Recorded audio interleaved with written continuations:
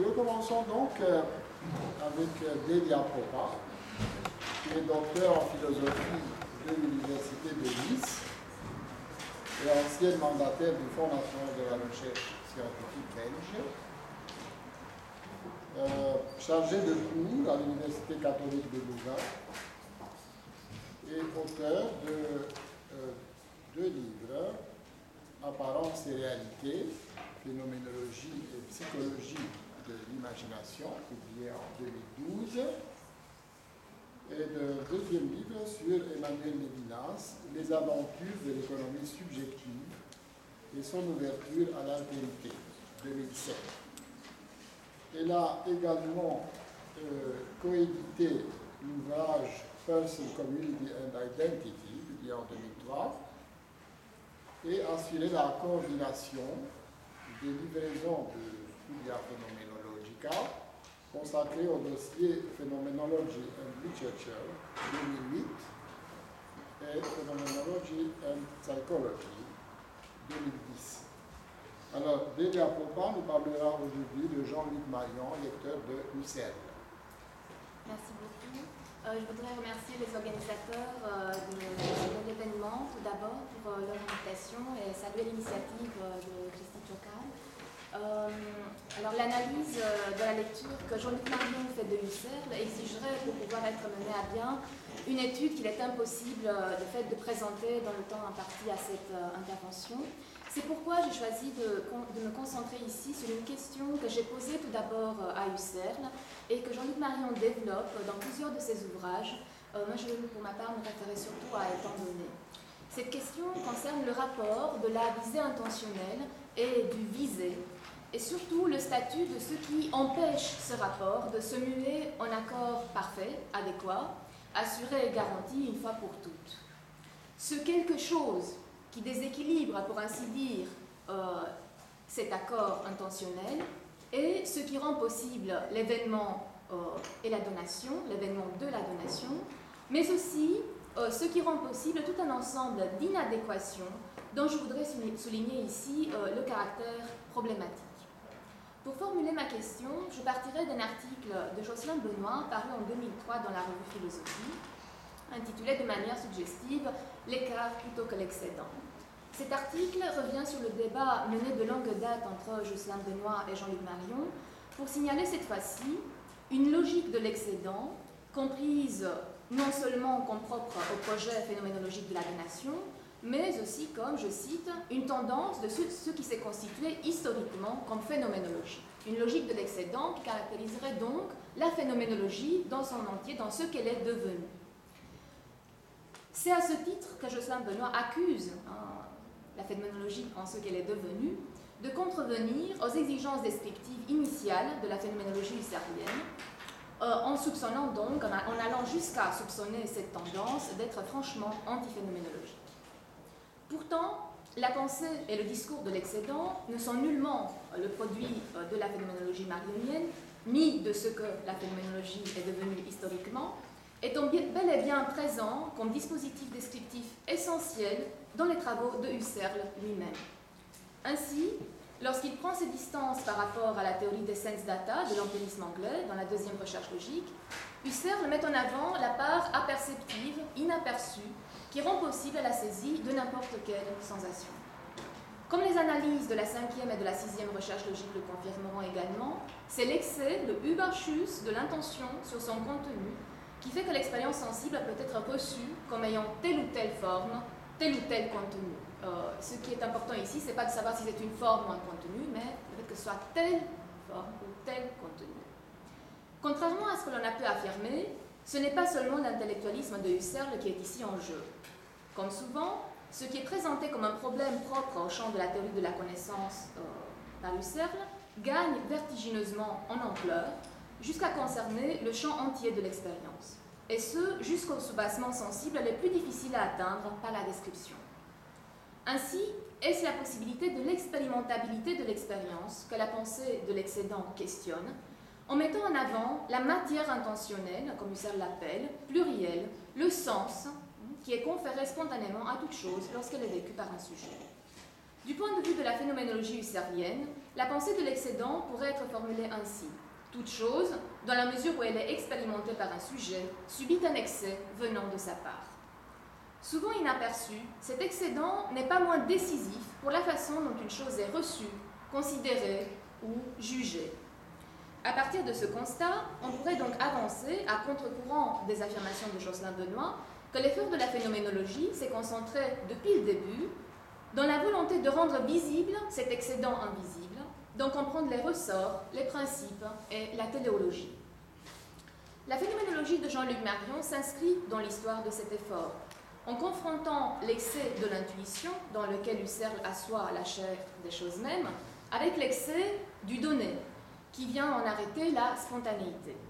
Ce faisant, la phénoménologie de Jean-Luc Marion ne revient pas seulement au cœur du débat que Husserl mena avec l'empirisme, mais y ajoute également l'élément d'une surprise avec laquelle la prise intentionnelle doit se mesurer si elle tient à approcher la phénoménalité telle qu'elle surgit, si elle ne veut pas passer à côté de l'apparaître tel qu'il apparaît. C'est la nature événementielle de la donation qui fait que quelque chose puisse être vu sans être prévu, enrichissant la connaissance et l'expérience par-delà ce qui est projeté et attendu.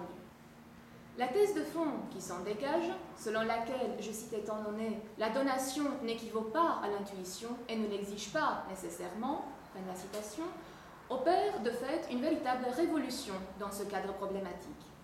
En profonde résonance avec les thèses développées par Emmanuel Lévinas, Henri Maldinet ou Claude Romano, la phénoménologie de Jean-Luc Marion radicalise la démarche initiée par Husserl, allant jusqu'à la tourner en quelque sorte contre elle-même, puisque là où Husserl est toujours parti de l'aspect noétique de l'intentionnalité, en posant certes un pôle noématique suspendu à la visée, mais sans élucider suffisamment le rapport que le noème entretient avec le phénomène, les analyses marioniennes partent du phénomène et on souligne la teneur décisive pour la description. Mais on pourrait également envisager ce tournant comme un changement d'accent. Si chez Husserl l'excès se trouvait du côté de la conscience, chez Jean-Luc Marion l'excès vient du phénomène, toute la question étant de savoir en définitive comment ces deux pôles de l'excédence s'accordent et s'ajustent mutuellement. La question ainsi posée n'est absente ni chez Edmond Husserl ni chez Jean-Luc Marion. Le fait que ce soit la corrélation intentionnelle et non seulement la nature de la visée qui est définie le centre de gravité de la méthodologie husserlienne, et le fait que ce soit la donation et non simplement le donné qui est chez Jean-Luc Marion le lieu à partir duquel la phénoménalisation se déplie et se précise, atteste la solide complicité de ces deux démarches. Toutefois, si le problème est le même, il n'est peut-être pas résolu de la même manière. Chez Husserl, la corrélation intentionnelle principielle est éprouvée dans le champ de l'expérience sensible à spatialiser par une inadéquation indépassable entre la visée et le visé. C'est cette inadéquation qui fait que l'évidence n'est pas pour Husserl une thèse, mais un problème. C'est elle qui explique la récurrence des déceptions, des Enttäuschungen et des biffages qui amènent l'intention à se modifier constamment dans le champ de l'expérience. C'est également elle qui pousse Husserl à insister depuis le début sur la différence modale entre signification et intuition, la signification étant vide, l'air, alors que l'intuition est le mode de la plénitude, la Fülle, qui vient l'occuper, la vérifier ou la destituer. Une tension semble ainsi habiter le projet husserlien entre ce qui est présumé et ce qui se donne, un écart, pour reprendre le mot de Jocelyn Benoît, dont la fonction est critique, puisqu'il entraîne une limitation de la spontanéité subjective à partir du monde de la phénoménalisation. Tout un apprentissage semble ici de mise, dans la mesure où le comment, le wie du phénomène est disputé entre ce que la conscience vise et se dispose à recevoir et ce qu'elle vit et reçoit effectivement. La guerre que la phénoménologie husserlienne fait aux préjugés et à ce que Husserl appelle la pensée symbolique, en ceux qui sont porteurs d'un savoir détaché de l'expérience, ne saurait se comprendre en dehors de cet apprentissage, qui est aussi une espèce de désapprentissage, tant le constat de Jean-Luc Marion dans Étant donné, je cite, « Le paradoxe initial et final de la phénoménologie tient précisément à ceci qu'elle prend l'initiative de la perdre », fin de la citation, se vérifie ici pleinement. Ainsi, ce qui sera thématisé après Husserl sous les espèces du retrait de la phénoménalisation travaille déjà au cœur de la corrélation intentionnelle, en rendant son incarnation expérientielle, aventureuse et risquée. le sujet qui présume, qui prévoit et qui projette est ainsi un sujet qui se risque dans le champ de ses vécus, s'exposant à la possibilité que ce qu'il attend n'arrive pas, que ce qu'il vise comme présent soit absent, que ce qu'il est prêt à recevoir soit irrecevable. Jusqu'à un certain point, cette lecture du projet philosophique husserlien ne semble pas trop éloignée de l'orientation de la phénoménologie de la donation, confirmant en quelque sorte le tournant événementiel ou le changement d'accent que j'ai invoqué tout à l'heure. Toutefois, quelque chose semble se glisser dans les interstices de l'intentionnalité husserlienne que la pensée de la donation ne reprend pas, en tout cas pas totalement. Une inquiétude, une contrariété toujours possible, venant d'un vide où la pensée peut s'égarer et d'une privation de l'expérience qui nourrit une certaine forme d'insensibilité et de malheur, entendu ici comme la mauvaise heure, comme le ratage de la teneur kairotique de ce qui arrive, comme exclusion de soi de la simultanéité entre la possibilité et l'actualité. Que la visée intentionnelle ait la tendance de passer à côté de ce qui se donne, prévoyant alors qu'il s'agit de voir, c'est ce que Jean-Luc Marion établit dans sa critique de l'objectivisme husserlien. Néanmoins, ce qui ne semble pas être pris en compte totalement, ici, peut-être, c'est l'importance de l'entrevue, située quelque part entre le prévu et le vu, et déstabilisant toujours potentiellement leur rapport. L'entrevue recouvre le grand dessin des données imprécises et confuses de l'expérience, provenant des esquisses et des embraisons, des Abschattungen, de ce qui est visé, mais aussi des états de conscience vagues et rêveurs qui ne trouvent pas de clarification. Ces choses entrevues, que l'on ne parvient pas à voir, ne sont pas sans rapport, évidemment, avec l'invu, avec l'invisible. Mais elles entretiennent également un lien avec certaines formes de vide et de privation qui pointent à l'horizon de la donation, comprise comme, je cite, « avers d'un acte unique dont la réduction offre le revers ». La citation. De ce vide, Jean-Luc Marion aura dénoncé l'illégitimité au sein d'une phénoménologie de la plénitude phénoménale qui travaille les conditions de réception de ce qui apparaît. C'est ainsi que la donation a pu être définie comme une norme de l'apparaître, je cite, critère d'elle-même comme aussi du nom donné, fin de la citation. Ainsi, la réduction ne dégage le chemin du phénomène en le délestant de ses ambiguïtés et de ses opacités que pour permettre la révélation d'une plénitude autotransparente en nom de laquelle la confusion peut être dénoncée comme frauduleuse et non avenue. On pourrait résoudre d'emblée ce qui fait problème ici en arguant que si le prévu peut être destitué par le caractère événementiel du vu, c'est précisément parce qu'il y a de l'entrevu. Le rôle de ce qui se présente comme confus et imprécis étant de nous conduire vers la clarté et vers la rigueur. De même que les contresens conduisent finalement au sens dans la téléologie de l'élucidation husserlienne. Cependant, quelque chose dans l'ambiguïté de cette donation incomplète semble résister parfois à toute tentative d'élucidation, si bien qu'elle en vient à désigner une dimension problématique de notre expérience effective, dans la mesure où elle prend acte des inadéquations et des désaccords qui travaillent tacitement sans champ de constitution. Que ces inadéquations prennent la forme du dérangement et de la déstabilisation avant de s'annoncer comme des événements, c'est ce que la phénoménologie husserlienne semble avoir gardé en vue, configurant le champ de sa visibilité à partir des données peu visibles, et en suspendant la recherche de ces certitudes à l'expérience de l'incertain, du manqué et du perdu, du sédimenté, du co-visé, du quasi-présenté. Ce sont surtout les analyses de la fantaisie et de la conscience d'image en particulier, et les analyses des présentifications des Vorgegenwärtigung en général, qui comprennent donc à côté des imaginations les attentes, les souvenirs, qui ont permis à Husserl d'approfondir la question de l'ambiguïté et de la confusion de l'expérience sensible. Je ne pourrais pas m'y référer ici trop longuement, je me bornerai à rappeler 3 éléments qui me paraissent assez interpellants par rapport à cette question. Tout d'abord, la tension, voire le conflit qui habite le rapport entre la perception et l'imagination dans le cours de 1905, dont les notes ont été reprises dans Husserliana 23. Ensuite, la description d'un sujet perdu dans ses rêveries, qui s'oublie lui-même, comme Husserl le note, au paragraphe 44 du 2e tome de Philosophie première, ou encore, 3e élément, la question difficile à trancher pour Husserl lui-même de la fantaisie perceptive, très présente dans les manuscrits tardifs réunis dans Husserliana 23.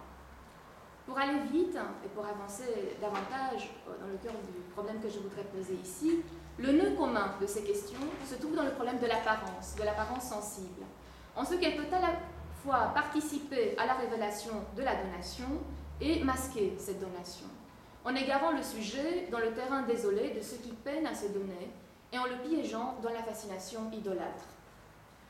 Lorsque Jean-Luc Marion discute le principe méthodologique so viel Schein, so viel Sein, que l'on peut traduire en suivant la formule herbartienne par autant d'apparence, autant d'être, ce qui est en question tout de suite, c'est le dépassement de la simple apparence vers la manifestation de ce qui est, en signalant chez Husserl le ravalement de l'apparaître comme tel au statut, je cite, d'un simple mode d'accès qui montre toujours moins qu'il ne devrait. Fin de la citation.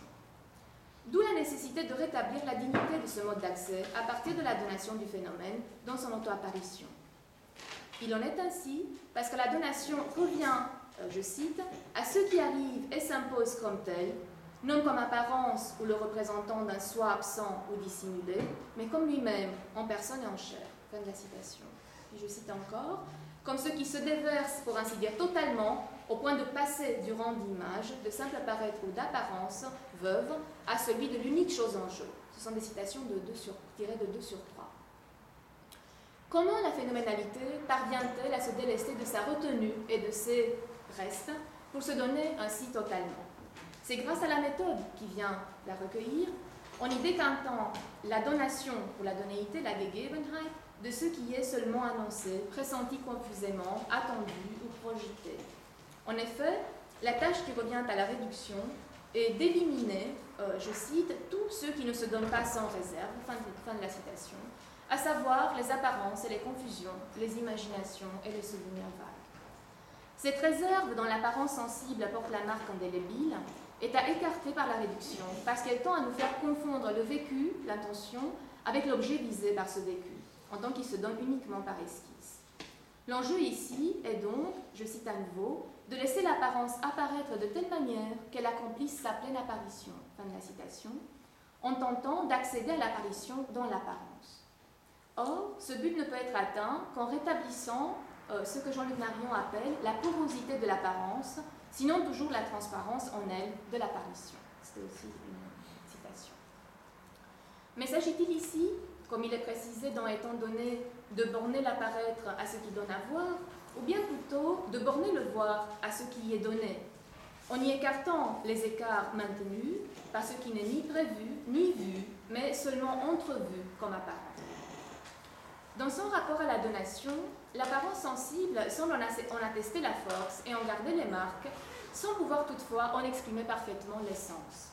Si tel était le cas, manifestation et donation coïncideraient, ce qui rendrait peu aisée la compréhension des situations où la phénoménalité dans sa manifestation déçoit ou contrarie, blesse ou meurtrit, ou encore ces situations étranges et difficiles à décrire, dont on se souvient avec peine et qui semblent esquiver jusqu'à la simple perception que nous pourrions en avoir, ou ce qui se manifeste, au lieu de nous asseoir dans le pli de la donation, semble nous priver de nous-mêmes, vidant l'expérience de son sens au lieu de la remplir, et tourmentant les attentes qui poursuivraient le dessein du remplissement.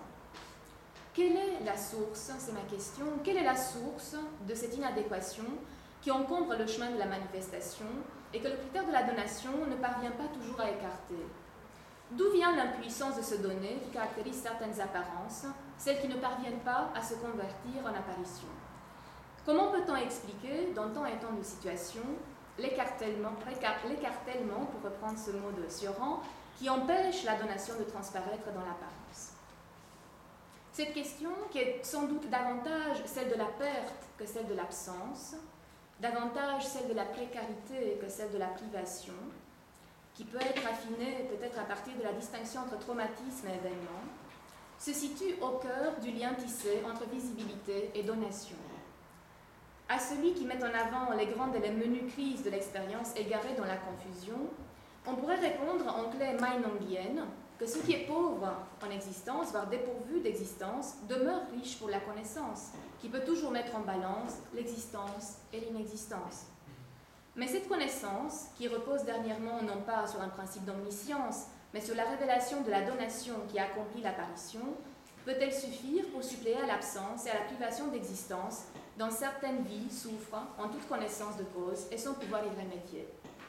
Je pense ici à la privation ou à la perte de certains modes d'être spécifiques, certaines formes de vie, comme dirait Giorgio Agamben, de certains modes d'accomplissement et d'affirmation de soi, mais aussi de certains êtres tout court qui ne sont plus là, d'une certaine présence à soi aussi, qui peut être précaire et déficiente, comme les analyses de la psychopathologie nous le montrent. Plusieurs dimensions du vécu seraient à invoquer pour prendre la mesure de ces difficultés spécifiques, qui fait que la connaissance ne peut pallier les manques de l'expérience, et que certaines privations particulières nous soustraient à l'universalité de la donation au lieu de nous y ramener. Parmi ces dimensions, je vais retenir, pour finir, seulement deux. Tout d'abord, la profondeur historique des synthèses d'association qui scellent notre pacte tacite avec toutes les formes d'altérité. L'altérité d'autrui, mais aussi peut-être l'altérité de la vie silencieuse du corps qui est le nôtre. Un pacte qui exige la coprésence et l'entente, attestée directement, mais entente et coprésence qui peuvent parfois manquer. Ce sont là des éléments d'effectivité et d'expression dont l'absence affecte non seulement notre engagement dans notre milieu de vie, mais aussi notre possibilité d'y recevoir ce qui s'y donne. Et puis, deuxièmement, il y aurait à invoquer l'habitude, l'importance de l'habitude, l'habitude des liens et des partages, comprise non pas comme simple répétition automatique, mais comme pratique d'ajustement des intentions qui transforment en profondeur les vécus subjectifs pour les intégrer dans des mondes préexistants et pour les relier à d'autres vécus. Lorsque ces partages habituels disparaissent ou sont manqués, quelle est alors encore la donation dont la connaissance peut consoler l'expérience? Il convient de souligner que certaines expériences de la privation ne se vivent pas seulement comme manquant antiquement d'éléments précis, qui peuvent être remplacés par d'autres, mais comme expériences blessées et meurtries, ayant perdu ses structures constitutives, y compris la réception de ce qui se révèle, et qui ne peut plus se reconnaître autrement que comme expérience marquée par le manque. Voilà ma question, voilà mon intervention. Ce sont des réflexions qui font de fait écho à des questions que j'aurais voulu encore aborder, développer, qui concernent les degrés de la donation, d'une part, et la pluralité du sens. Voilà, ce seraient deux ouvertures que l'on pourrait également approfondir. Merci. Merci beaucoup.